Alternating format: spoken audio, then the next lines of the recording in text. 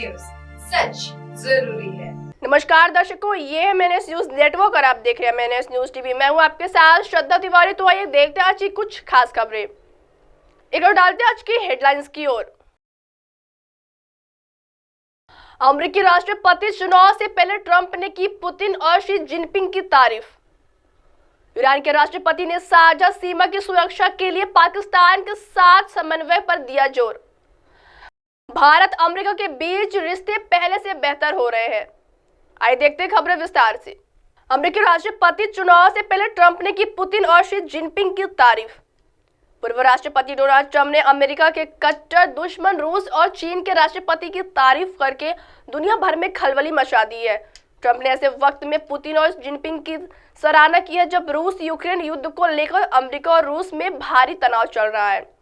साथ ही ताइवान के मुद्दे और आपसी प्रतिस्पर्धा के चलते चीन के साथ भी अमेरिका के रिश्ते तनावपूर्ण चल रहे हैं।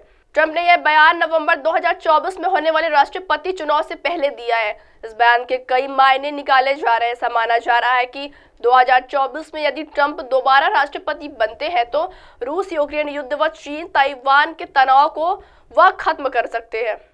बता दें कि ट्रंप ने रूस और चीन के नेताओं को बहुत बुद्धिमान और शक्तिशाली व्यक्ति कहा। उन्होंने कहा कि दोनों ही नेता बुद्धिमान और शक्तिशाली है जो अपने देश को सफल बनाना चाहते हैं। अमेरिका के प्रतिद्वंदियों की यह तारीफ बहुत कुछ इशारा कर रही है। ट्रंप ने एक तरीके से यह संकेत दे दिया है कि यदि वह सत्ता में आते हैं तो रूस और चीन के साथ संबंधों को फिर से बहला करेंगे। साथ ही साथ रूस यूक्रेन युद्ध, इजराइल हमास युद्ध और चीन ताइवान के तनाव को खत्म कर सकते हैं। ट्रंप पहले भी यह बयान देते रहे हैं कि यदि वे अमेरिका के राष्ट्रपति होते तो रूस यूक्रेन युद्ध को खत्म करवा चुके होते। आइए बढ़ते अगली खबर की ओर। ईरान के राष्ट्रपति ने साझा सीमा की सुरक्षा के लिए पाकिस्तान के साथ समन्वय पर दिया जोर। ईरान के राष्ट्रपति इब्राहिम राइसी ने दोनों देशों की साझा सीमा की सुरक्षा के लिए पाकिस्तान के साथ समन्वय की आवश्यकता पर प्रकाश डाला है। राइसी ने शनिवार को ईरान में पाकिस्तान के राजदूत मोहम्मद मुदस्सिर टीपू से परिचय पत्र प्राप्त करने के दौरान यह टिप्पणी की। दोनों पड़ोसियों के बीच थोड़े समय के तनाव के मद्देनजर इस महीने की शुरुआत में पाकिस्तानी सरकार द्वारा वापस बुलाए जाने के बाद टीपू शुक्रवार को तेहरान में अपने पद पर लौट आए। बैठक के दौरान राइसी ने उम्मीद जताई कि तेहरान में टीपू के मिशन के दौरान समग्र द्विपक्षीय संबंधों को विकसित करने के लिए प्रभावी कदम उठाए जाएंगे। उन्होंने किसी भी सुरक्षा खतरे से बचाने की आवश्यकता पर प्रकाश डालते हुए आम सीमा पर आर्थिक लेन देन को बढ़ावा देने का आह्वान किया। राइसी ने आतंकवाद से लड़ने के लिए क्षेत्रीय सहयोग का भी आग्रह किया और कहा कि आतंकवादी समूहों ने पिछले वर्षों में सभी क्षेत्रीय देशों के लिए खतरा पैदा किया है। इस बीच उन्होंने सीमावर्ती क्षेत्रों में मादक पदार्थों की तस्करी और संगठित अपराधों से लड़ने के लिए संयुक्त योजनाओं के कार्यान्वयन का आह्वान किया। आइए बढ़ते अगली खबर की ओर। भारत अमेरिका के बीच रिश्ते पहले से बेहतर हो रहे हैं। अमेरिका में भारत के निवर्तमान राजदूत तरणजीत सिंह संधू ने कहा कि भारत एवं अमेरिका के संबंधों में क्रांतिकारी बदलाव हो रहे हैं जो कि द्विपक्षीय संबंधों की अभी सिर्फ शुरुआत है तथा इस दीर्घकालिक रिश्ते का दायरा अभी और बढ़ेगा। संधू ने यहाँ गणतंत्र दिवस समारोह में भारतीय अमेरिकियों की एक सभा को संबोधित करते हुए कहा कि यह महत्वपूर्ण है कि यहाँ रह रहे भारतीयों को दूसरी पीढ़ी भारत से जुड़ी रहे।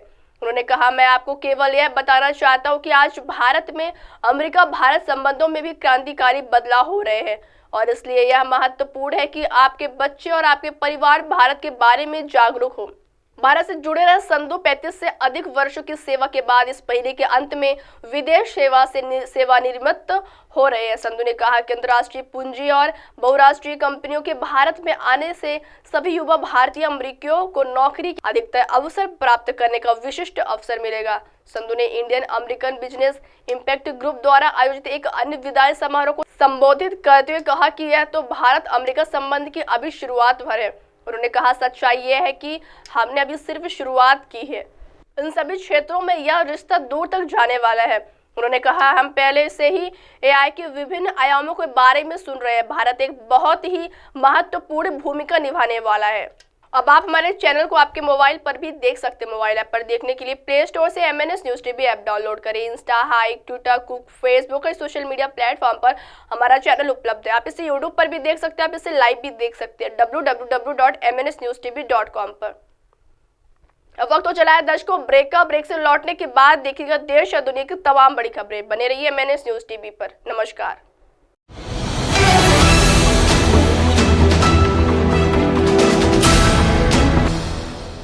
ये है MNS न्यूज नेटवर्क और आप देख रहे हैं